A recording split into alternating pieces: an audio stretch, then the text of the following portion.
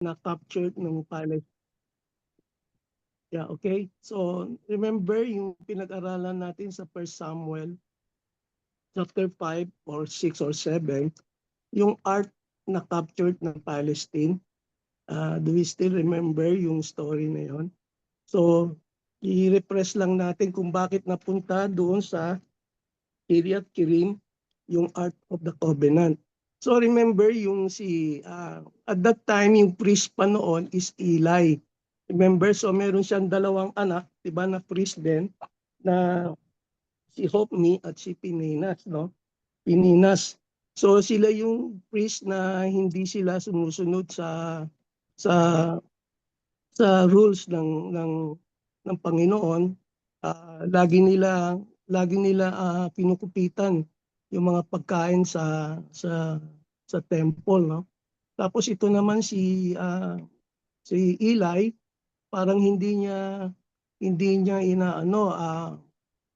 dinidisiplina, pinapabayaan niya lang, no? So nagkaroon ng war between the Palestine and the Israelite. So natalo yung Israelite at that time, pati yung anak ni Eli, yung dalawa namatay, no? Nung pagkamatay nung dalawang anak niya, it so happen yung Ark of the Covenant na capture ng mga Palestinian, 'di ba? Mga Palestine, so dinala ng Palestine yung Ark of the Covenant. Natatandaan ba natin 'yon? Tapos si Eli naman at that time, she's already 98 years old na, and mataba siya, medyo malaki. So nabalitaan niya na yung dalawang anak niya namatay, tapos yung Ark of the Covenant na captured. So na-shock siya. So Eli fell backward, no? Tinamaan yung neck niya, then Eli died, no? Sadly, yung isang daughter-in-law niya, papalapit sa kanya, nabalitaan niya, namatay na yung dalawang anak. Then he saw his father-in-law died again. Namatay, no? He died. So, napakalungkot ng istorya na yon. So, napanganak tuloy yung daughter-in-law ni Eli na wala sa oras. So, napanganak siya ng wala sa oras. So, kaya ako kinikwento to para makita natin kung paano napunta yung Ark of the Covenant doon sa lugar na yon. So, remember yung mga Palestine, yung kalaban nila, dinala nila yung Ark of the Covenant doon sa Diyos-Diyosan nila, si Dagon, no? So, one time, first night niya, bumagsak si Dagon, harap yung mukha niya face down. Then the second time, bumagsak na naman ulit, naputol yung dalawang kamay niya, and also yung head naputol. So natakot na ngayon sila.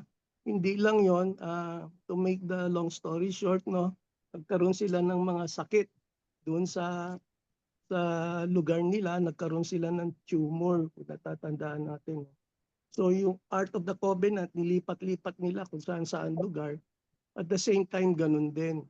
So they decided na ibalik na yung Ark of the Covenant doon sa Israel. So nagtanong sila doon sa mga priest nila, paano nila ibabalik yung Ark of the Covenant doon sa Israel. So ang sabi ng priest nila, so kailangan magbigay kayo ng guilt offering. Diba? Sabi niya, so ano yun, yung guilt offering, magawa kayo ng limang gold na balls, no, as symbol parang tumor, and also 5 pieces of gold rats, no, daga. At the same time, ibigay as a gold offering, padala doon sa Israel. So anong ginawa nila? Sinakay nila yung Ark of the Covenant doon sa new cart. Remember? Tapos nilagay nila yung dalawang oxen, isang bata, isang matanda. So pinapunta nila doon sa Israel. Natatandaan po ba natin yon? Yung diniscuss ni Brother Mike.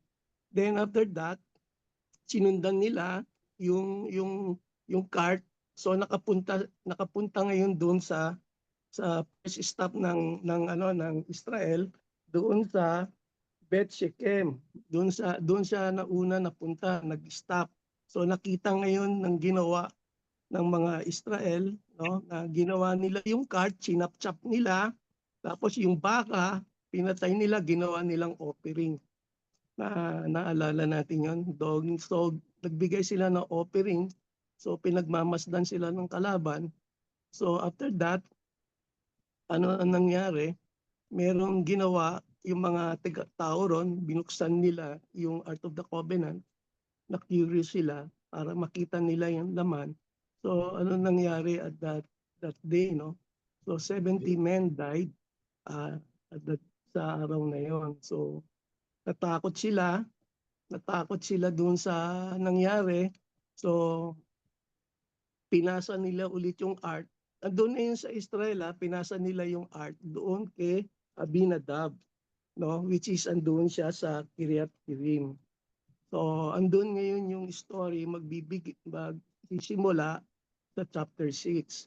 So David, no, babasahin ko ngayon dito sa First Chronicle chapter 13. Sabi niya, he said to the whole assembly of Israel, "It is seem good to you, and it is the will of the Lord, kung will ni Lord," sabi niya, "of our God, let us send word far and wide to the rest of our brother throughout the territory of Israel, and also to the priests and Levites who are with them in their towns and pasture land, to come and to join us. Let us bring the ark of our God back to us, for we did not inquire of it during the reign of Saul." So, mantakin mo yan, andun yung art sa Kiryat Jearim for 20 years, di ba? Then Saul become king. Naghanap sila ng hari na naging king na si Saul. King Saul reigned 40 years. 40 years din siya nag-reign as a king of Israel. Pero yung Art of the Covenant, andun pa rin. Hindi nila kinukuha, no? Pinabayaan lang nila doon kay Abinadab yung Art of the Covenant. So ang nangyari, so sabi ni David dito, sabi niya, "Let us bring the art of our God back to us, for we did not inquire of it during the reign of Saul." The whole assembly agreed to this because it seemed right to all the people. So pumayag yung mga tao na dalhin yung Art of the Covenant sa Jerusalem.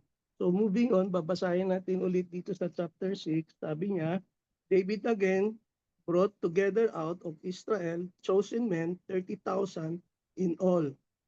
All his men set out from uh, Baala of Judah, to bring up from there the ark of God, which is called by the name of the Lord Almighty, who is enthroned between the cherubim and the ark on the and cherubim that are on the ark." So makita natin dito the Ark of the Covenant, uh, God dwelling place dun sa ark.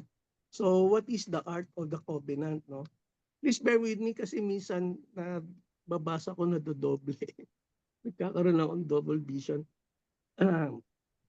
So ano yung Art of the Covenant? Actually, the Art of the Covenant, art means box, di ba? It's made by human hand, di ba? Inutos kay Moses yon pag gawin. Ang size ng Art of the Covenant is uh, 3 and 3/4 by 2 and 1/4 by 2 and 1/4. It's a small box, no? So ano yung laman nung box na yon na nilagay doon sa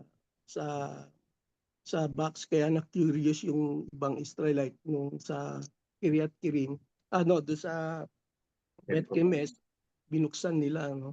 So ang laman ng art na nasa loob is a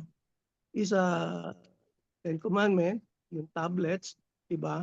Then the sample of the manna, and of course the staff of Moses na may tumutubo na mga bulaklak, no?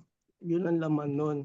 Pero yung Ark of the Covenant, it's so precious. It's only made of wood, but binalutan nila ng gold, no? On the top, the lead is solid gold, purong ginto, yun yung sa ibabaw. Then on the top, meron dalawang cherubim na nakalagay. It's also pure of gold. But the box itself is made of acacia wood, binalutan nila ng gold, no? And they put ring on each side, no? May ring up and down sa magkabila so that doon nila ilalagay yung pole nga na binalutan din ng gold just for the main purpose of the ring and the pole is to carry the ark, no? So yun ang instruction kay Moses before sa wilderness dun sa Exodus. So meron tayong idea kung paano i-carry yung Ark of the Covenant. So it was so precious, no? Pero paano siya nagiging precious? Only because there is gold, di ba? Mahalaga yung gold, no? It's precious. But paano siya magiging holy? No, it's just a box, di ba? Even yung Ten Commandment, it's not the real thing na eh. So ibig sabihin na so ginawa na ulit ni Moses yung Ten Commandment. Hindi na yung finger ni Lord ang nagsulat doon. Remember, binato niya na yung tablets, nawasak na. So gumawa siya ng panibago. So nagiging holy yung box because of the presence of the Lord dwell in that box. Kaya nagiging sobrang present and holy yung the Ark of the Covenant. So yun ang gusto ni Moses. Very spiritual things ang ginawa niya. No? Parang bagong presidente ka, kagaya ni Trump, diba? Kung bagong presidente o kagaya ni Marcos, unang degree mo, unang ginawa ni David is to bring back the Ark of the Covenant to Jerusalem. So yun ang pinakamaganda. So makikita natin yung spirituality ni David dito na gusto niya makasama yung present ng Panginoon palagi. At the same time, gusto rin niya ipakita sa mga tao, sa mga Israelite, hindi siya yung hari, kundi meron pang masigit sa kanya, yung hari, which is the King of Kings and the Lord of Lords, diba? Si Yahweh. So yun ang gusto niya. Remember yung going back to Joshua, remember every time na meron silang ika-conquer, first na conquer nila is Jericho. Anong una yung nagli-lead doon sa army? Diba yung box, the Ark of the Covenant? Yun lagi ang una. So alam ni David na the Ark is so precious. Unlike kay King Saul, hindi niya naisip yun for 40 years. So makikita natin yung contrast nilang dalawa. No? Although King si Saul ng Israel, pero hindi siya ganun ka spirituality, hindi siya ganun ka lapit sa Panginoon.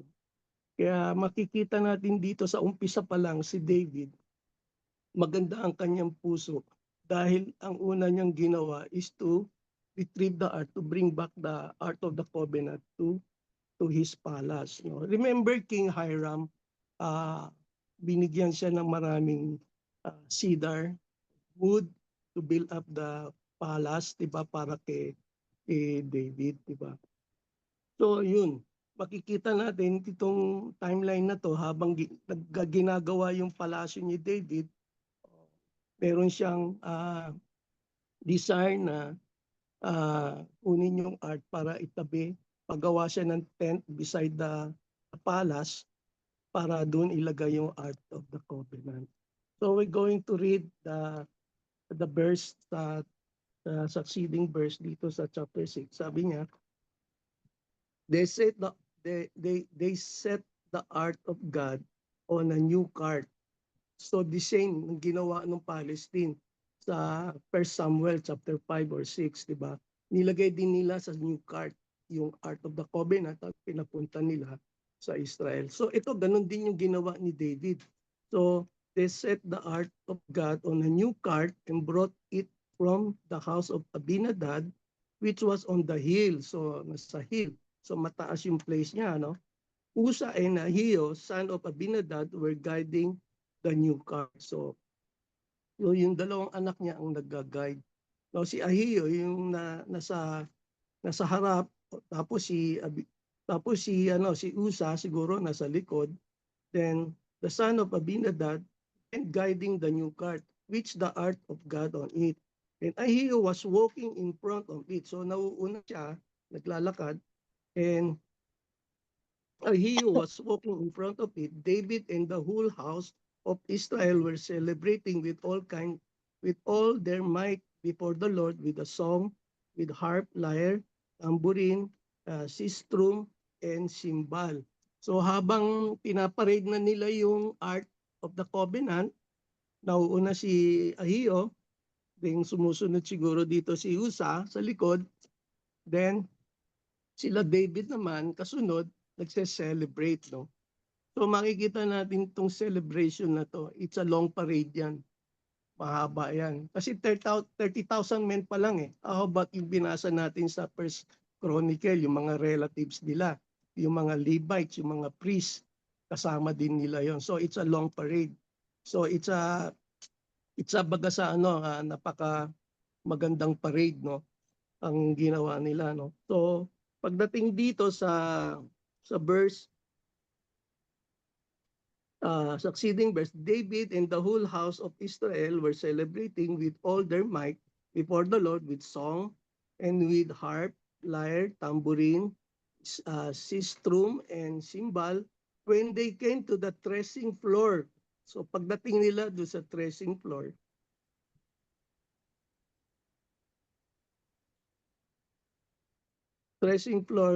of Nakum. So what is a threshing floor, di ba? Usually, di ba, yung art galing doon sa pababa. Pagdating niya sa threshing floor, ibig sabihin hindi na siya mataas, patag na yan. Ha?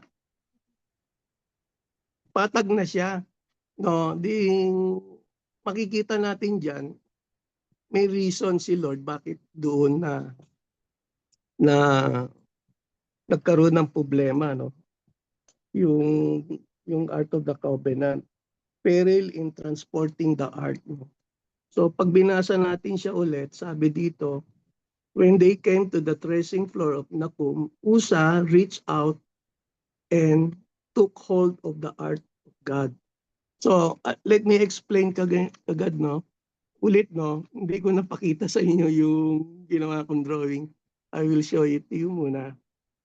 So paano ba to? Wait.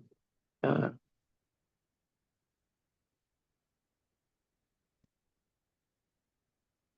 wait.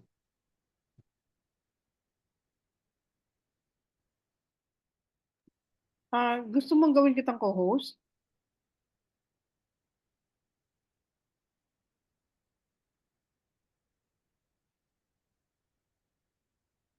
Hindi mo pinadala yan eh.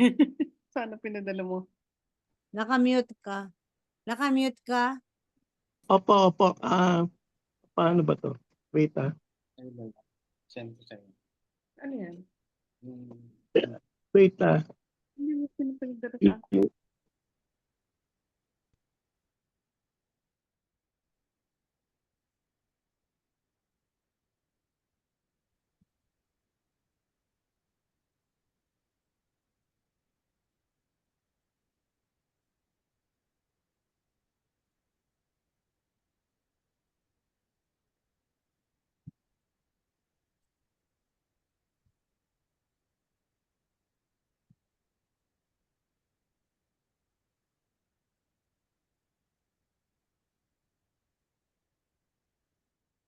wait, nakalimutan. Nakalimutan kung paano gawin. Kuya, may Teka, nakikita kang share sa ilalim ng hindi, Zoom? sa picture to, dapat babalik ka rin eh. Wala lumalabas. Yeah. Teka. So, sige, later. Dapat dun sa camera, babalik ta rin mo para makita yung drawing. Ito. Yeah, this one. Kaya lang hindi siya malakihan. Wait. Yan, this one. Okay. Okay, so concentrate muna tayo dito ulit. 2 Samuel 6, no? Yung character natin si David, Uza, and Michal. So makikita natin dito yung Joey, ito ba? kaya kanina. Ito ba? Naririnig ba? Ito ba yung picture? Yes, yes. No. Go ahead. Put the No, picture. not All is yet, not okay. yet. Not yet in video. So ito nga, ito. So Joey, ito ito na, Kaya hindi ko mabasa kanina yung Kiryat Kirim, dito, Kiryat, ito yung sinend ko kay Mike, no? Ito yung sinend ko kay Mike kanina. naka-share Pero, na. Share na. oo. Share na. So yung meron siya dito, meron pa akong iba. Paano ko ba may babalik? Balik ko doon sa picture kanina. Yung kanina, okay na eh. Teka. This one. Ayan na. Yan. Yan. So ito yung Kiryat Kirim. Kung nakikita natin, ito yung Kiryat Kirim. So this one, ito. Yan, Kiryat Kirim. So papunta ng Jerusalem yung art. Here, papunta siya dyan. Dito, hill yan eh, papunta siya dyan. So yung binabasa natin right now, dito sa threshing floor, dito yan. Dito, no? Somewhere here. Patag na siya dyan eh. Okay? So makikita natin dyan. So accidentally, makita natin dyan, to si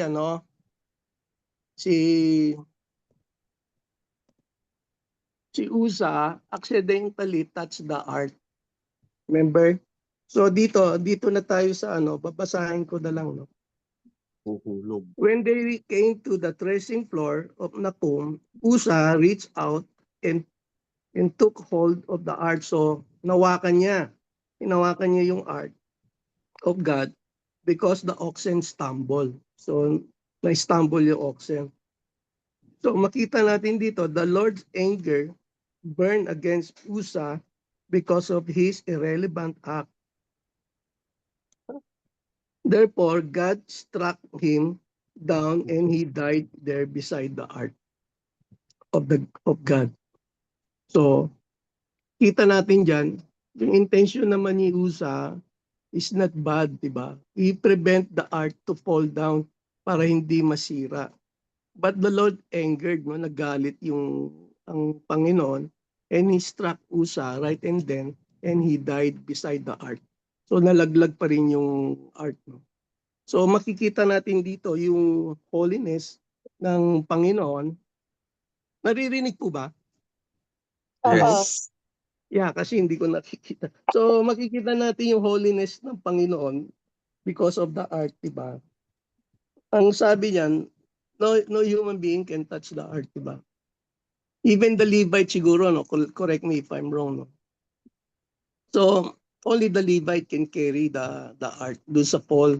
Dito sa pole, kung makikita nyo ito, itong pole na yan, yang ano na yan, dapat dyan lang nila bibitbitin. Not to sa cart, no. Kaya makikita natin yung holiness ng Panginoon. Later, do sa application, tsaka natin pag-uusapan. We will continue to move on dito sa chapter 6. No? Sabi niya rito, then David was angry because the Lord wrath has broken out against Uza. And to this day, the place is called Perez Uza. Then David was angry. So, mamaya later, pag-uusapan natin kung kanino siya nagalit. Nagalit ba siya sa Diyos o nagalit siya sa sarili niya o sa mga kasama niya. So, back to our story, no? Sabi dito, David was afraid. So, takot na takot si David at that moment of the Lord that day and said, how can the ark of the Lord overcome to me?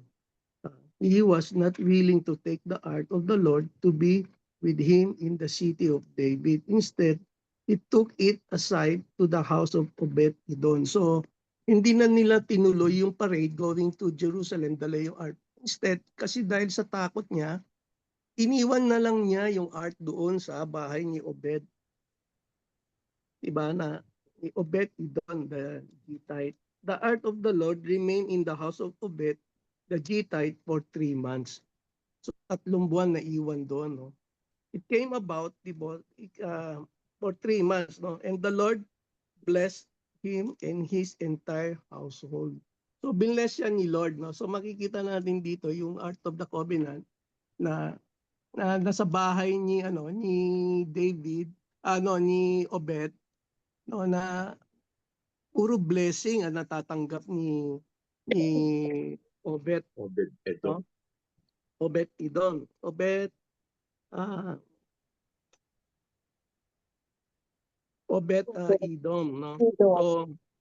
So sa verse 12, now King David was told, no, may nagsabi sa kanya, the Lord has blessed the house of Obed Edom in carrying everything he has because of the Ark of the Covenant. So may nagsabi sa kanya, binibless si Obed Edom dahil dun sa Ark andon. So David, isip ni David dito, sabi niya, now King David was told, the Lord has blessed and the household of Obed Edom and everything he has because of the Ark of God. So David went down and brought the Ark of God from the house of Obed Edom to the city of David with rejoicing. So kinuha niya, no? Nabalitaan niya, after 3 months, nabalitaan niya na binibless si Obed. So naisip niya, I want that blessing too for myself.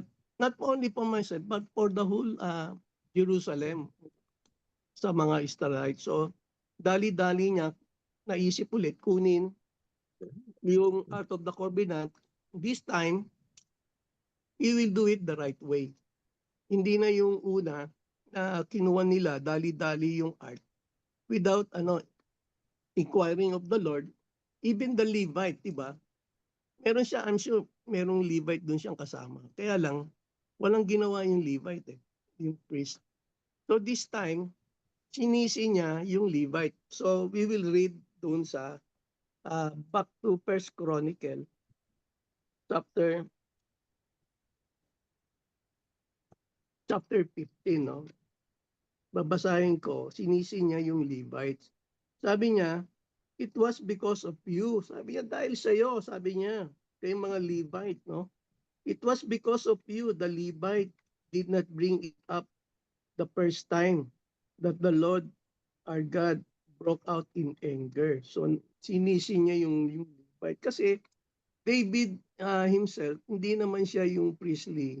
Wala naman siyang alam sa priestly, no, sa pagka-priesthood. David is a warrior, no? A warrior king. So hindi niya alam. The intention is good, no?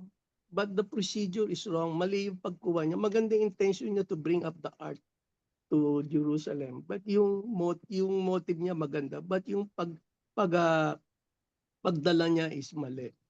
So makikita natin dito yung intention natin dapat sa Panginoon according to His word, diba? According to His instruction. So babasahin natin ulit dito, sabi niya, it was because of you the Levite did not bring it up the first time that the Lord our God broke out in anger against us. We did not inquire of Him. So kita natin, He did not inquire of Him. Hindi tayo nag-inquire. We did not pray about it. About how to do it in the prescribed way. So yun. So this time, second time around, kukunin nila ulit yung ark. Kukunin nila yung ark in the right way na. So bumalik sila ron to get the ark, diba? So dito makikita natin sa susunod na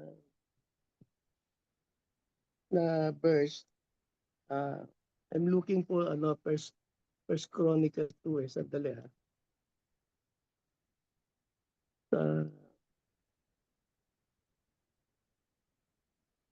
So hindi ko makita, moving on, basahin natin dito sa chapter 6. Yung susunod, sabi dito, sa verse 11, the ark of the Lord remained in the house of Obed-Edom, the Gittite, for 3 months. And the Lord blessed him and his entire household. So nakita natin na bless yung house ni ni Obed-Edom, no? Likewise, kagaya rin sa atin, if the presence of the Lord is in our house, surely the Lord will bless us, no? And everything, even our children, no? Ibe-bless niya. So dito, so David went down and brought the ark of God from the house of Obed-Edom to the city of David with rejoicing. So when those who were carrying the ark, so sa verse 13 makikita natin, so hindi na nila nilagay sa ark, no? When those who went carrying the ark, so they carrying the ark na, no, of the Lord, as taking 6 steps. So dapat meron siyang distance from the ark bago ka susunod, 6 steps, no? Meron siyang distansya. So bago mabot doon sa ark, kailangan meron kang distance between the ark. So David, wearing a linen ephod, danced before the Lord with all his might. So pagdating doon sa Jerusalem, so David wearing a linen ephod. So you can see here, David is dancing, no? Tapos si Michal andun sa window, and ito sa likod ni David, I think it's Bathsheba. Nakikita siya ni Bathsheba. I'm pretty sure andun si Bathsheba sa Jerusalem. So, drawing ko lang yan kasi may mga babae nanonood doon. Maybe si Michal nagselos, no? Nagselos siya kasi si David halos tubad-tubad na noon ng sayaw. So, para makita natin ng mabuti, meron kami hinanda na video clip, small clip na ipapakita sa inyo. Pwede natin ipakita na Ma'am Loy yung video clip.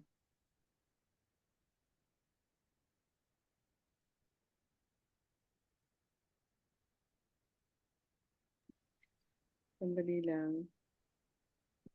Thank you. Actually, itong video clip na to, napanood ko to nung Holy Week. Long time ago. Makikita natin dito si Richard Gere, bata pa. Ay, gwapo. Wow. Sana, I hope you like it, no? Kasi galing kay Lord. Much I'd Every time, yeah, I hope we can see it. Wait a minute.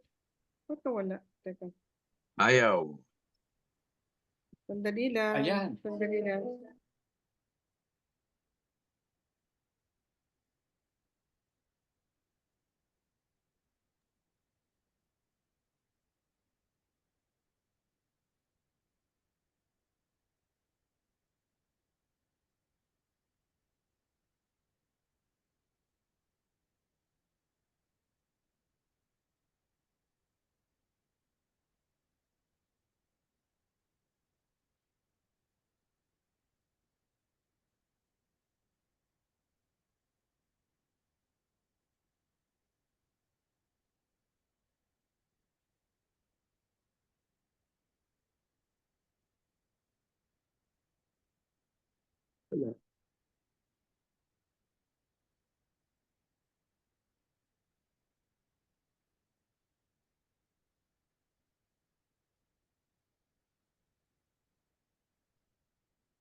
Sandali lang ha. Yes, sir. Yes, ma'am. Ito muna. Gallery. And then, share screen.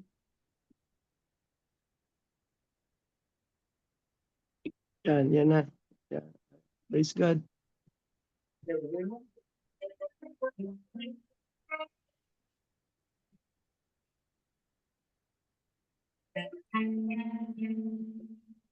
When the Spirit of the Lord comes upon my heart, I will dance like David danced.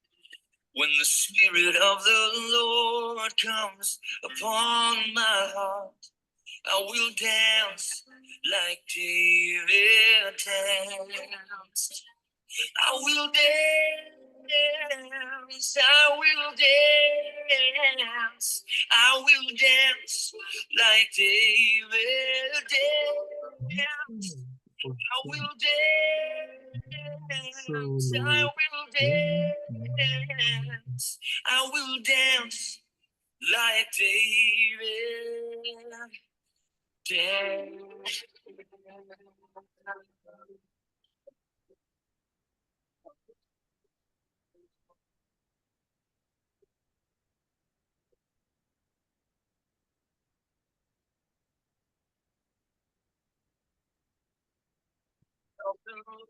Comes upon my heart, I will dance like David danced. When the Spirit of the Lord comes upon my heart, I will dance like David danced. And I will dance, I will dance, I will dance like David danced. I will dance, I will dance, I will dance like David danced.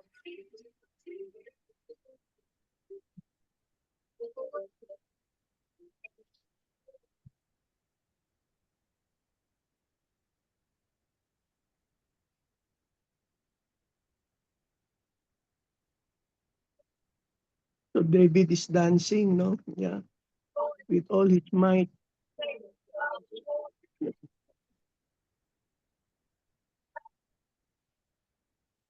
Later makikita natin si Bathsheba dyan. Yeah, Bathsheba and Uriah. They're also watching.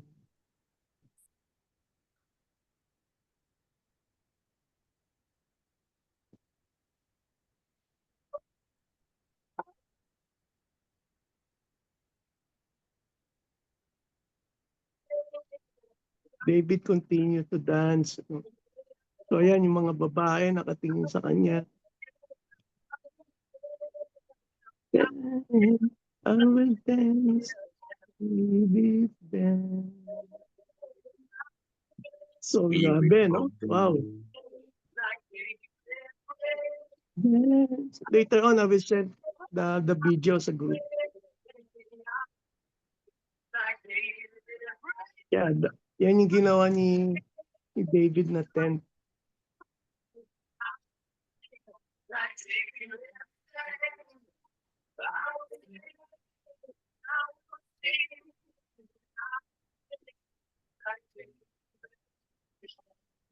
Yeah. Wow. At last, no, the Ark of the Covenant is in Jerusalem na. So exciting. Wow. Okay. Okay na? Okay na, Joey? Yes, thank you, thank you. Get So it. paano ko ibabalik? Videos. It can have certain advantages, but what if So yun na. So nakita natin, no, finally, no, yung the Ark of the Covenant is in the tent na sa Jerusalem. And David was so happy, no. So nag-alay siya ng offering to the Lord, no. But meron siyang problema, Michal. As chapter 16, no, dito, basahin ko dito sa David, wearing a linen ephod, danced before the Lord with all his might, while he and the entire house of Israel brought up the ark of the Lord with shout and sounds of trumpet. So we can see, lalo na doon sa film, no, the short clip, na andun na yung Ark of the Covenant. As the Ark of the Lord was entering the city of David, Michal, daughter of Saul, watched from a window. So nakita natin kanina na nanonood si Michal, no? From the window, nakita niya si David habang nagsasayaw, no? But Michal despised David for dancing, no? Nakita natin dito sa verse, and when she saw King David lifting and dancing before the Lord, she despised him in her heart. Wow. So, karoon siya ng pagkamuhi. Bakit kaya, no? Dapat andun din siya sa labas to celebrate with others fellow, di ba? But he is inside the house, no? So hindi natin alam, but later on we can discuss it sa application. Then verse 17, they brought the ark of the Lord and set it in the place inside the tent. So nakita natin kanina, nasa loob na ng tent, David had pitched for it. And David sacrifice burnt offering and fellowship offering before the Lord. After he has finished sacrificing the burnt offering and fellowship offering, he blessed the people in the name of the Lord Almighty. So, verse 19, then he gave a loaf of bread, a cake of dates, and a cake of raisin to each person in the whole crowd of Israel, both men and women, and all the people went to their home. So this time makikita natin si David, no? Not only yung jealous, yung seal niya sa Panginoon, bringing the ark inside the tent, but also he blessed his people. So hindi niya pinabayaan yung mga tao. Binigyan niya ng mga pagkain to bring the food home, no, to celebrate with their own family then. So sabi niya rito, when David returned home, then again David blessed his household. Michal, daughter of Saul, came out to meet him and said, no, later, no, makikita natin dito inuna niya ang Panginoon, no? He brings sacrifices to the Lord. Inoffer niya, nagpatay siya ng mga baka to offer sa Panginoon. Then second, he gave food to his people, no? Then after that, he went home to bless his house, di ba? To bless his family. So makikita natin dito yung paano ginawa ni David. First, God. Second, others. Then third, self. So makikita natin, no, yung paano niya ginawa.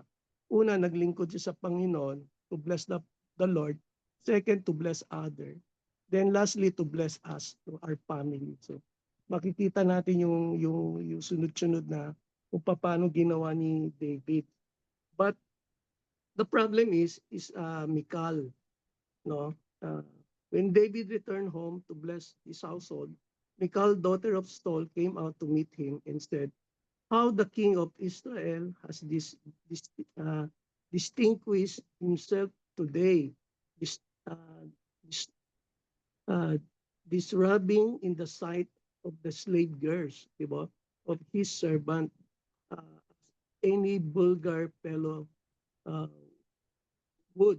So parang hindi niya nagustuhan yung pagsayaw ni David sa mga harap ng mga babae, no, slave girl. So David said to Michal, it was before the Lord who chose me rather than your father. So hindi rin maganda yung pagkasabi ni David, no. David said to Michal, it was before the Lord. Galing sa Diyos to, who chose me rather than your father. Parang sarcastic ang pagdating, or anyone from his house. When he appointed me ruler over the Lord's people, Israel, I will celebrate before the Lord. I will become even more undignified than this, and I will be humiliated in my own eyes. But by this slave girl you spoke of, I will be held in honor.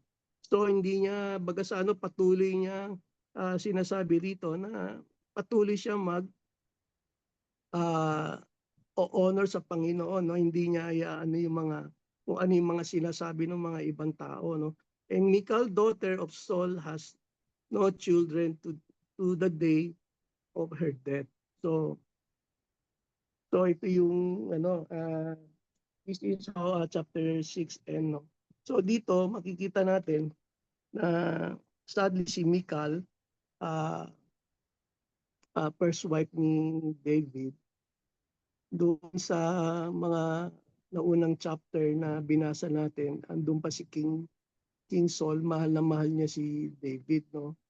Actually, tinulungan pa nga niya, niligtas pa nga niya si David, na sinabihan siya na papatayin siya ng tatay niya, kaya kung pwede tumakas na siya. So siya pa yung nagsabi. So makikita natin. But again, no, may asawa na dito si Michal, second husband na, meron na siya, no. So later we discuss natin kung yung nangyari kay Michal is galing sa Panginoon, it's a curse, o hindi lang siya talaga nagkaanak hanggang sa pagkamatay niya. So yun, I hope you like the presentation. And back to you, Brother Mike, so we can discuss kung ano yung take natin dito sa chapter 6 po. Thank you so much. Okay, thank you. Thank you, Joey. Thank you, Joey. Very detailed. Ang ganda ng drawing mo, ah. Hindi ko na nga maibalik. Okay na. Yeah. I think, we can discuss na lang muna tong chapter 6 kasi it's 7. Okay. 7. chapter 7 kasi is quite different from From chapter 6. Mhm. Ito yung pagdating ng ng Ark of the Covenant, while the chapter 7 is yung building The building temple. the temple. So let's discuss na lang ito kasi almost magna 8:30 na. And then kasi maraming maraming lesson. lesson Lesson. or makukuha tayo rito. And then Mostly about worshiping. yeah, yung you can ask question, di ba? Yung the fact na, di ba, yung the Ark of Covenant for how many years hindi ginalaw ni Saul yon? 40 years. Na nasa Philistines. 40 years na hindi niya ginalaw ni Saul yung the Ark of the Covenant. Walang ang Lord doon, Walang worship.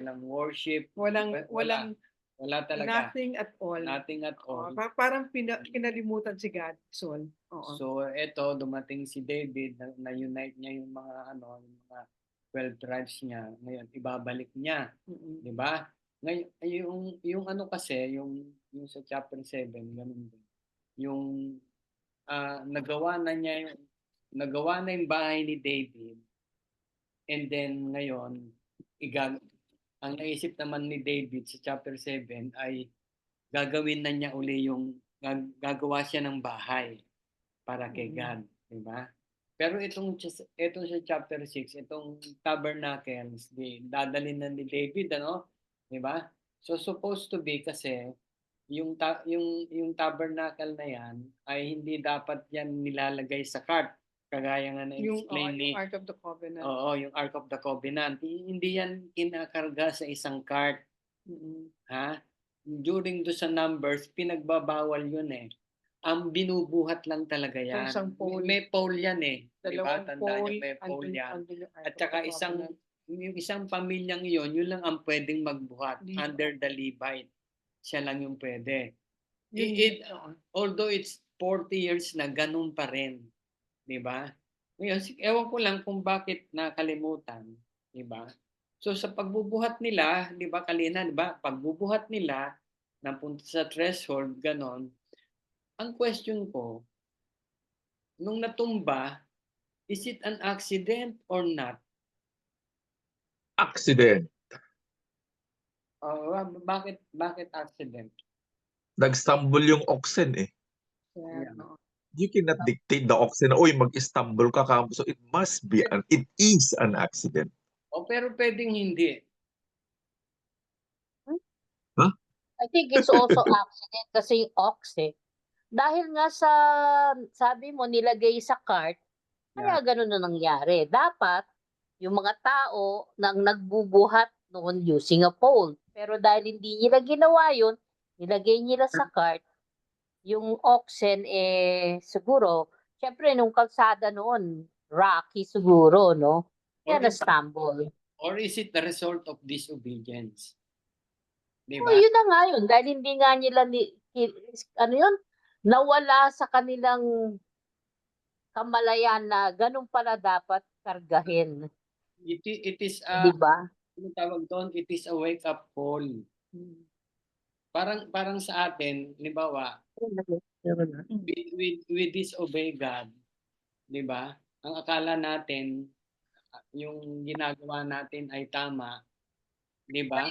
Pero nakalimutan natin na merong ang Diyos na proper way, diba? Pag and then, para sa akin lang hindi ko naman inaano sa inyo. Kaya lang parang sa akin yung pagkaka-accident na yun is supposed to be.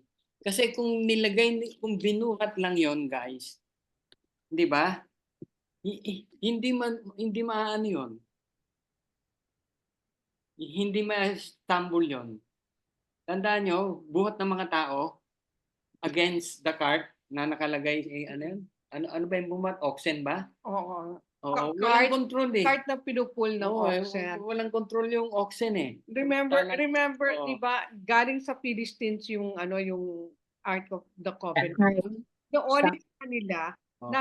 nasa cart na hinihila din ng whatever animal na inano ng sinuoli ng Philistines. At bakit sinuoli ng Philistines yung Ark of the Covenant sa Israelites? Kasi parang nagkaroon ng parang Epidemic. silang kinurse epidemic. Alam niyo yung epidemic kung anong nakakahiya. Pero hemorrhoids. Nagkaroon ng hemorrhoids sa Philistines. Ganon. Ano ko lang, Mm. I think ang point din dito, makita mo yung parang ang lupit nung nung nangyari dahil lang nasagi niya yung art. Nahawakan niyo kasi. Oo, death ang kanyang punishment. Yeah, Death, parang ganon. So it's, yun na nga, siguro, disobedience nga, dahil disobedient on how to handle yung art, no? Ganun ka, ano yun? Ganun ka sacred. Di ba? Kaya patay kagad. Alam niyo yung incident na to, nabasa ko yan mga 1983s pa. Kaya I'm so new in my faith. Nung naano ko to, sabi niya, bakit ganun ang si God? Maganda yung intention ng guy, 'di ba? Maganda, 'di ba? Kasi babagsak eh. 'Di ba? Yun yung isipan ko noon. Bakit naman niya kailangan pang patayin? Saka accident. Pinipigilan lang niya. Na Di hindi ba? mahulog. Na hindi mahulog. Mm. Di ba? Ngayon, pag yan lang ang binasa mo, hindi mo alam natin yung context. Guys, di ba? Hindi natin alam yung context niyan. Ngayon, maintindihan natin bakit nagkaganon. Kasi simula pa lang, there is an disobedient. Hindi sana nangyari yun. Kung yun So parang chain reaction. One Brother Mike. mistake, one sin leads to another sin. Yeah, Brother Mike. it was a wake-up call. Yeah, Brother Mike, the Art of the Covenant doon sa bahay nila is 20 years. Sa tagal. Ang tagal nun. So, alam na dapat nila kung paano i-handle yung Art of the Covenant. So, baga sa carelessness yung nangyari diyan eh. Sino pa Hindi nila Joey, sino nag-utos na ganun nang gawin? actually wala eh. Hindi nga alam ni David eh. Basta nakalagay doon. Parang kinopyan nila doon sa mga Palestine, di ba? Remember yung Palestine nilagay din yung Art of the Covenant doon sa cart. Doon din sa new cart. So it happened na gumawa rin sila ng bago siguro. Inano nila. Ang sad to say, yung mga Levite hindi nakialam doon sa bahay ni David. Dapat alam nila yan eh. Kaya nga noon nung 80s nung sinabi nung kine-quest ko doon sa aming Bible leader, sabi nga sabi lang niya sa akin, no matter how yung sa palagay mo ay you are tama ka, pero kung sa Diyos mali ka pa rin. Yeah. No matter how good is your intention, kasi meron ganun eh, we have a very good intention eh, di ba? Yes. Mga cases sa ating mga buhay, di ba? Na alam niyo yun, yung mga day-to-day mga activities natin sa sa ating family na gano'n. Gusto mo namang maging marangyaang buhay, di ba? Yes. Nasa posisyon ka sa gobyerno na malaki ang iyong kita, yung signature mo may weight, ganito. So kailangan mong pag-aralin mo yung yung anak sa isang magandang school, mga something like that. And yet, it is wrong. Di ba? Not in conformance with God's standards. Na in performance, di ba? Si- Kaya yung naisip ko doon, yung tama kayo, kawawa naman yung tao na walang kaalam. Usa. Pero Si Usa. sa ano di ba? Si Usa. Si Usa. Remember, ang tagal na nasa house ni Abinadab to, di ba? Yung anak niya si Usa. Feeling ni Usa, alam niya, andito, nasa amin yan, alam ko kung paano i-handle yan. So, feeling niya, kasi ang tagal nilang di nag-worship. Ang tagal nilang siguro hindi rin nagbasa, di ba? Na ito yung dapat ang gagawin sa Ark of the Covenant. So, tinransport niya. At saka yung tinry niya na akala niya, service niya yon na hawakan niya para hindi mahulog. Maraming akalang. Ang daming, tayo rin, di ba? Tapos, remember may symbols, ano yung sinasabi dito? Ang dami, production galore. Ang laking big production ang ginawa nila to transport the Ark of the Covenant, di ba? Pero hindi nila naiisip na hindi naman yung production, hindi naman yung big na pag-transport sa parade ang kailangan ng Panginoon Obedience. Yeah. Obedience. Yeah, it's Obedience, yung heart Oo. natin, di ba? Kaya yung halimbawa, di ba? Ituloy ko lang ako muna. Yung anger ng Lord, di ba? Nagalit doon sa di ba? So natakot yung mga tao, natakot din si David, hindi na ginalaw yon yung Ark of the Covenant for 3 months. Di ba? Yes. 3 months. Bakit niya hindi ginalaw? Sa Andun, takot niya, di ba? Sa takot niya. Siguro natatakot siya. At saka baka kailangan pag-aralan pa how Yes. really to take care of it. Hindi ba merong command doon si God? I don't know kung kay Joshua sabi niya, follow the scriptures to the letter. Do not go to the left or to the right. Hindi ba Joshua. Yeah. hindi ba yung sa mga ano ba ito? Deuteronomy ba? Numbers? Hindi ba may mga laws doon at saka mga do's and don'ts? Tama yun. Siguro Tama yun. Ang tanong ko, 3 months. Di 3 ba? months Bakit 3 naki months? Obed Edom. Kung nung naki-Obed, nung nakita lang niyang binebless siya ni Obed, God. Ng ni Lord. Yeah. tsaka lang sila uli. Bakit? Yeah. Bakit? Nagtatampo siya kay God. Bakit? Gusto rin niya ma-bless. Nagtatampo siya kay God. Ba't Why? Because pinapasubside niya yung galit ng Lord. Yan. Iba yun. Pag kayo na andun, di ba? Kasi 40 years you neglected me. Tapos gagalawin niyo ako disobedience pa. Di ba? Alam mo yung may anger ng Lord. Di ba? Although may grace yun. Pero maano rin yun. Sabihin, matindi rin yun. Kaya kung walang cross, lahat tayo dead bull. Di ba? Diba? Yes. Kaya yun yung sa kanya, nag-trigger, teka. Anong pangalan ng family? Bine-bless na siya. Obed Edom.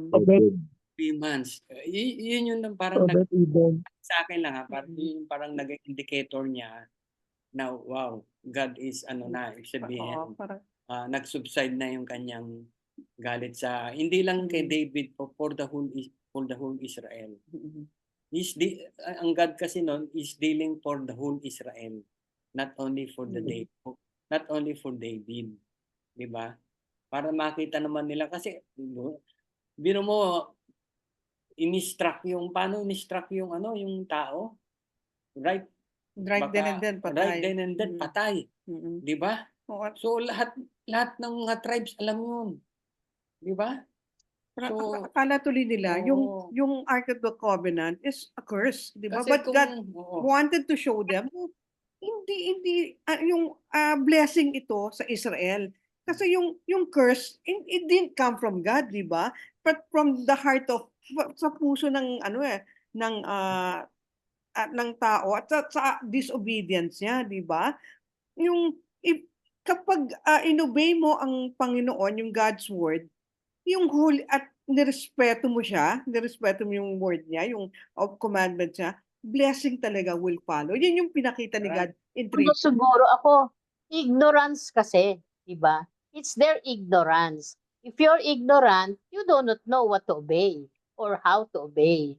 Not Di ba parang ganun yun? lahat Tsaka siguro, hindi naman, ano yun, yung tribe na yun, yung Levite who has to take care of, hindi naman nila siguro tinuro o sinabi sa mga tao. Kaya ganun na nangyari.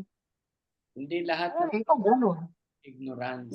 Meron Doon sa silang hindi pwede nilang sasabihin hindi ano yon. Kasi pagkatapos nun, iniba na nila, di ba? Binuhat na lang nila. Di ba? alam For nila. anyway, for the sake lang of di ba? Discussion. Anger ng Lord, di ba? Parang minsan we are sabihin we are so naiinip. Bakit ganon sabay-sabay itong ating nangyayari sa life ko, di ba? Parang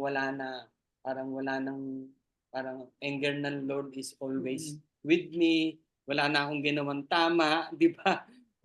I already confess everything, ganon. Hindi ba ako mapatawad ng Hindi ba ako Panginoon? mapatawad ng Panginoon? Di ba? Yung ganon, mga look, di ba?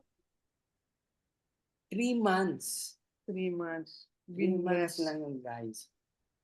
Biniles niya yung ron. Di ba? It will not last forever. The anger of the Lord will not last forever. Lalong-lalo na if we have Jesus in our heart. Di ba? Tapos finally, binild nila uli ang tabernacle. Yeah. It will not last. We will get angry, pero it will not last. Di ba? Kasi pag nagalit naman talaga ang Diyos sa atin, kung talaga ubos tayo eh. Di ba? Sa Old Testament, naman kung gumawa ang Lord ng talagang lightning, di ba? Manahati yung lupa, di ba? Nung panahon ni Moses, di ba? Pakagat sa ahas. Oo, di ba? Patuka sa ano yun? Patuka sa Gapatuka sa ahas. Di ba? All those things. Tayo, may grace, may cross. May Jesus Christ na tayo. Jesus Christ tayo. Di ba? Yun lang. Yun yung nakikita ko lang sa kwan ng Lord. Yung talagang sa Kanya, everything is about the big O. Obedience. Yun lang. Amen. Pero Brother Mike, maganda kasi yung kay David, yung desire niya na makasama yung presensya ng Diyos eh. Yun ang maganda kay David, no? Yung unang ginawa niya na bilang hari, madala yung Ark of the Covenant doon sa Jerusalem. Kaya isang maganda yung kaya lang yung pag-transport ng Ark of the Covenant may mali. No? So may nangyari. Maganda yung sinabi niyo, Brother Mike, yung ika-third month nang binibless na si Obed Edom ng Panginoon, it's a signal na yung anger niya nag-subside na. No, kaya gusto rin ni David na kunin yung Ark of the Covenant, balikan para madala na sa proper place. No, para ma-bless din yung mga tao. Not only Obed Edom family but also the entire Israel na ma-bless. To worship. So, yes, mailagay sa proper place na. Meron kayong gustong share? Yung particularly dun sa yung yun? Kay Mikal. Kay Micah, how about Mikal? Kay Mikal. May problema doon.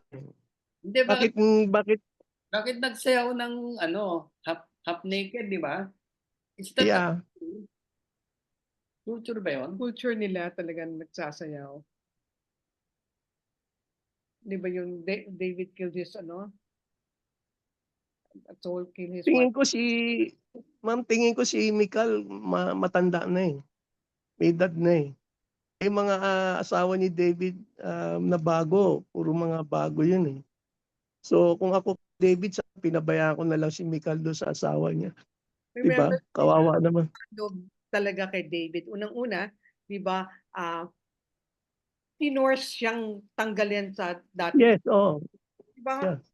Ayaw talaga niya, pero talagang pinilit lang siya na ihiwalay sa asawa. Siguro masaya siya dun sa asawa niya. At Yes, oo. Yeah. he grew up in a na king yung tatay niya. So iba yung kanyang ano. So nung makita niya, di ba, she looked down on them. Yung mga nag-worship kay God. She looked down on them. Kawawa naman si Mikal. No? Kawawa siya. Nag-iisa lang siya doon sa... At Wala siyang... Baren. Bakit nga pala siya Baren? Yeah. Hindi siya biniyayaan ng anak. Yes. Bakit hindi sila nagkaanak ni David eh? Kasi during that time, di ba, once you are barren, you are disgraced, di ba? Kaya hiya ka. At that time, di ba? Unang, si David ang unang asawa, pero yung second husband niya, hindi ko alam kung nagkaanak siya ron eh. Walang ano. Yeah, Pero wala rin. wala. At yung after that, ang ano ko diyan, hindi na sila magkasundo ni David. Naputol na. Kumbaga, Yeah. ano, oo. Yun. Yun lang yung ano ko doon na hindi na sila nagkasundo ni David. So, hindi na siya nagkaanak kay David.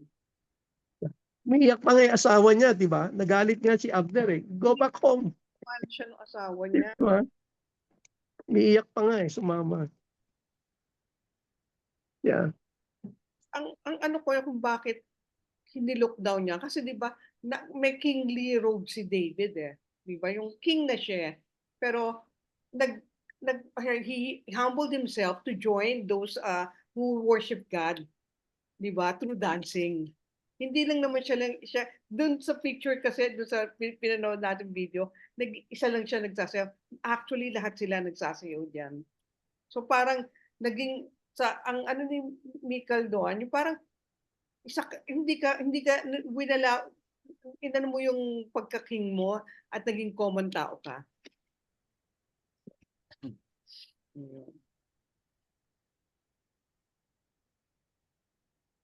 Ano pa ang inyong nakuha sa ating chapter 6? Chapter 7, yung desire naman ni David to build the temple for the Ark of the Covenant. Natin, kanino mo ibibigyan chapter 7? Klaro. Brother Klaro. Klaro, Worst. ano lang, maigsi lang yan. At saka ang ganda. Maganda yung chapter 7. Gusto niya, tuloy ko. Maganda lahat. Tuloy mo na, Brother Mike. Nabiling. May oras pa. Nang late eh. Oo. Chapter 8, iba na eh. Gera na. Ang daming ang dami ko natutunan diyan, yung proper way of worshiping God talaga. Na hindi tayo sa akin yung nakita ko yung di ba yung parang kailangan hindi we don't worship God by feelings, di ba? We worship God to please him. Yun yung naano ko diyan sa na obedience really is worship talaga. Yun ang gusto ni God. To please him by obeying. Amen. Ano ba yung testimony niyo? Sinasabi niyo nung last Sunday? Hindi ako nakinig. Ay, ganda. Yung bulag ba? Oo, yung bulag. Ano ba Grabe. yun? Oo. Hindi ako nakapanginig. Talagang nagchichill ako eh. Sinasabi ni Maricel. Hindi pa pala si Maricel. Ay, picture taking. Baka makalimutan. Sino na nawala? Sure. Beda. Si Beda? Of course. Nawala na siya. Yeah. Ayan. Taking. Please Ay, open. wala. Please open.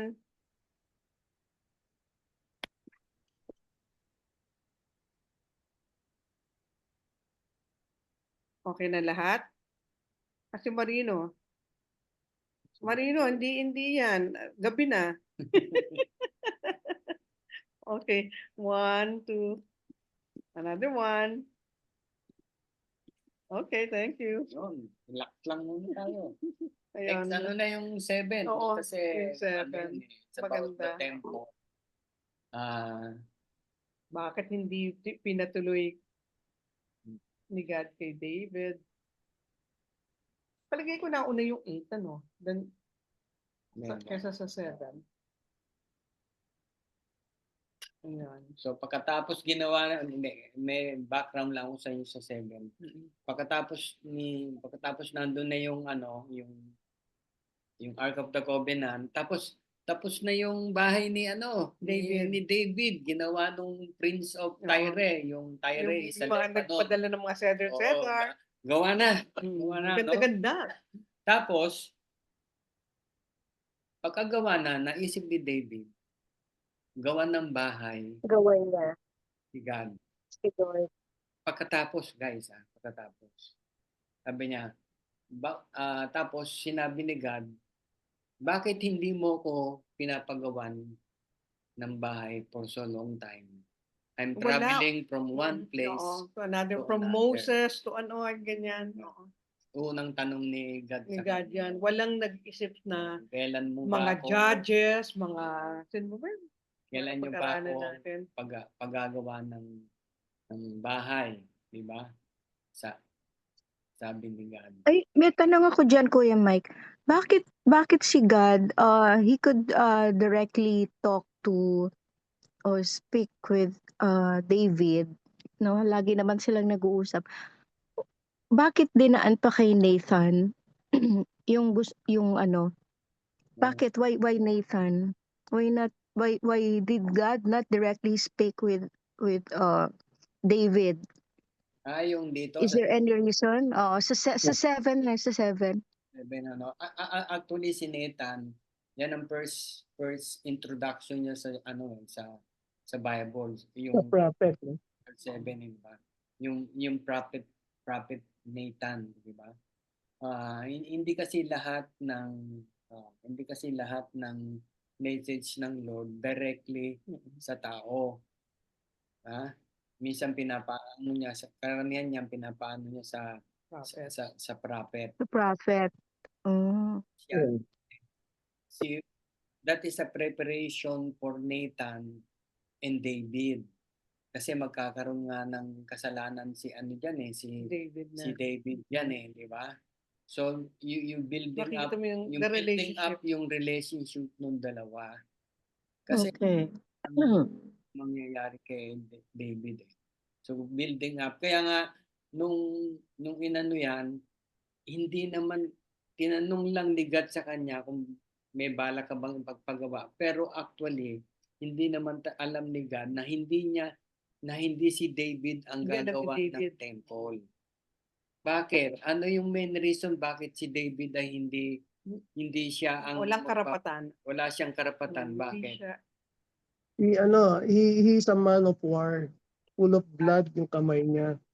Kaya God appointed King Solomon instead. Hindi Yung because gagawa ng temple. because of the sin of Bathsheba. Yeah. Sin of Bathsheba. Because of the yung marami siyang napatay. Yeah. Bloody hands. Okay. Full of blood. Sabi ng Lord. May sa ano i-discuss ko sa inyo yun. So ito yung pinakakuha ni David, yung pinag-aaralan natin ito. Yan na yung pinaka-gist, yan yung pinaka-heart ng ano. Lalo na yung sa chapter 7, makikita natin yung lalabas na naman yung seed, 'di ba? Yung seed na yon, 'di ba? Explain ko sa inyo next week. Ano mag-explain? Si Claro. Oh. Yun lang. Hindi nga ito. Chapter 6, guys. Maikli, pero yan yung heart ni God. Makikita Oo. ko Genesis to Revelation, isa yung gusto niya sa atin. Isa yung gusto niya sa atin. Di ba? For Isa us to talaga. glorify Him, For to please us Him, to to be obedient. blessed, di ba? Amen. Yeah. To be in good relationship with Him, Mhm. di ba? Nothing fancy. Ibig sabihin, you don't have to Elaborate. you don't have too much ministry, Mhm. guys.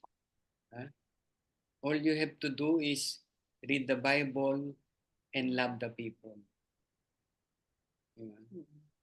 Yun lang. You don't have to complicate things, di ba? Lalong-lalo na sa atin mga bagay kami, mga senior citizen, mga ano na, yung mga main activities ng church pinapaubayan na namin sa mga bata kasi mas maganda yung energy nila, di ba? So tayo, di ba, parang senior na sa kanila, elders. Ano na lang tayo sa kanila, ibig sabihin, we are support to them, di ba? We are support to them. Mhm. So remember, no matter how good is our intention, di ba? Yeah. Para sa ikabubuti ng ating anak, para sa ikaginhawa ng ating buhay, di ba? Para sa may sakit ng aking family, kailangan kong ganito, di ba? We have good intention. Alam naman ni God yan. Mhm. Pero pag kay God, disobedient, it is disobedient. Walang in between. It is black and white. Yeah.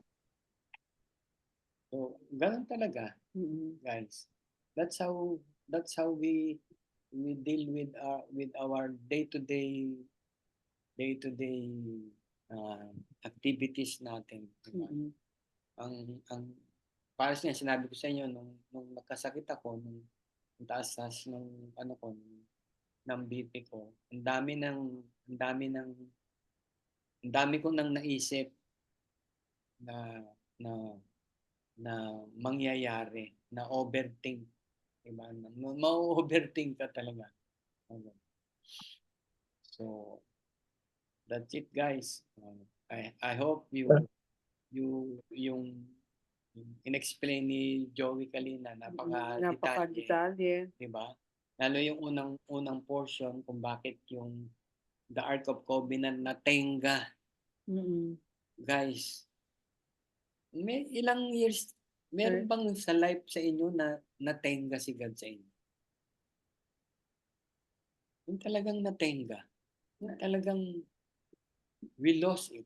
You proclaim it but you did not, walang worship. Kasi Wala. ganun dun sa ang nangyari dito kay Lausat nung natenga yung hindi nila paano i-worship si God o paano i-handle. Andun na nga yung Ark of the Covenant. Nasa naman yun, di ba sinabi kay Moses and everything at alam nila yon. Kaya lang hindi nila inaano sa puso nila. Oo, di ba? Meron yan, guys. It's okay. Maski naman hindi ko tatanong ko lang pero nangyayari lahat sa atin yan. Kasi bumalik naman tayo di ba? Kaya tayo nandito. Kaya tayo andito ulit. Di ba? Nakabalik naman tayo. Di ba? We have to go back to the true worship.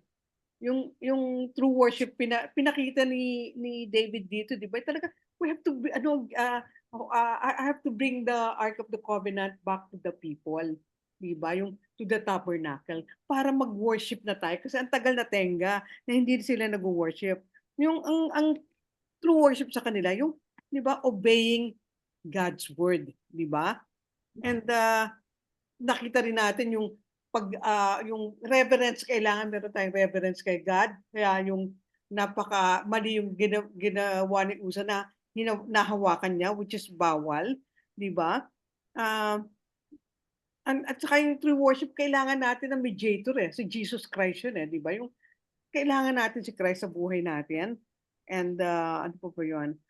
And true worship includes praise and sacrifice and celebration of Jesus. Ito yung mga naano ko At saka kay Micah naman, di ba, para nakita natin, true worship does not include bitterness and unforgiveness. Nakita natin, wala pa rin forgiveness si Micah kay Milka? Michael kay Mikal. kay David. Parang teka, sige. Naisip ko lang, guys, bakit nagsayaw si David, Joey? Bakit nagsayaw siya ng gano'n? Siguro one way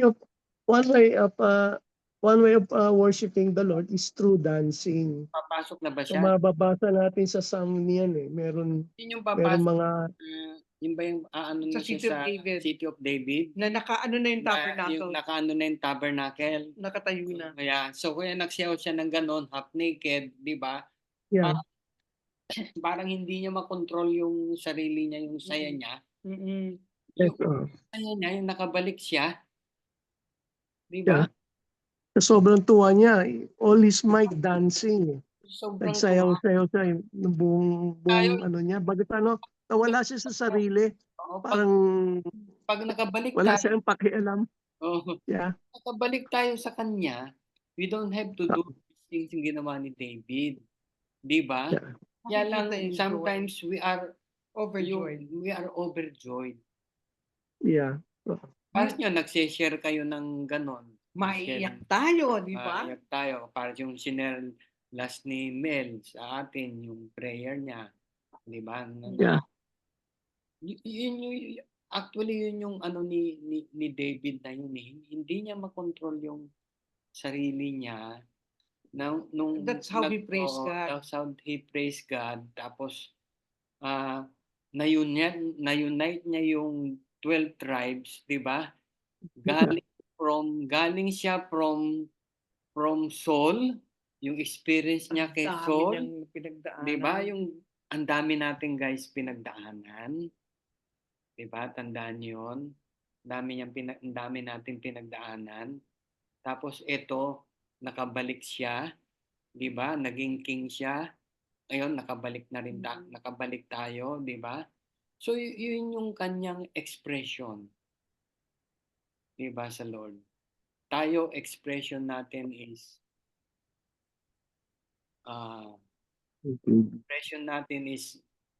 hindi ko ma-explain, pero ang expression natin is we have really to obey Him. That's the best that we can express God. Yung kanyang pagbabalik, sapagkat yung pagbalik natin, it's not because of us, it is because always of Him. Di ba? Tandaan nyo, nung mali nga yung pagkakabuhat sa mga kakabuhat, di ba? Kaya tinanong ko siya, is it an accident or not? Or it is a wake-up call? Di ba? Yun Di ba? Yun yung ating tinitingnan diyan di ba? When we nakabalik tayo, guys, babalik pa ba tayo? Na tayo ay natenga? Di ba? Do we have to? Kasi ang Christian life natin, di lahat up Di ba minsan down din tayo, di ba, na talagang nakakalimot tayo kay God talaga. Anong talaga yan, guys? Ibig sabihin, it's not, hindi natin kakayanin talaga. Iba-iba talaga yung po ng life. Kalinan, nagsimula tayo sa Zoom, di ba? Pinag-uusapan natin yung nangyayari sa ating bansa, ano naman nangyayari, ganito, ang gulo-gulo na naman, parang history is, repeat itself, di ba? Yung gano'n na naman, di ba? Sabi nga ni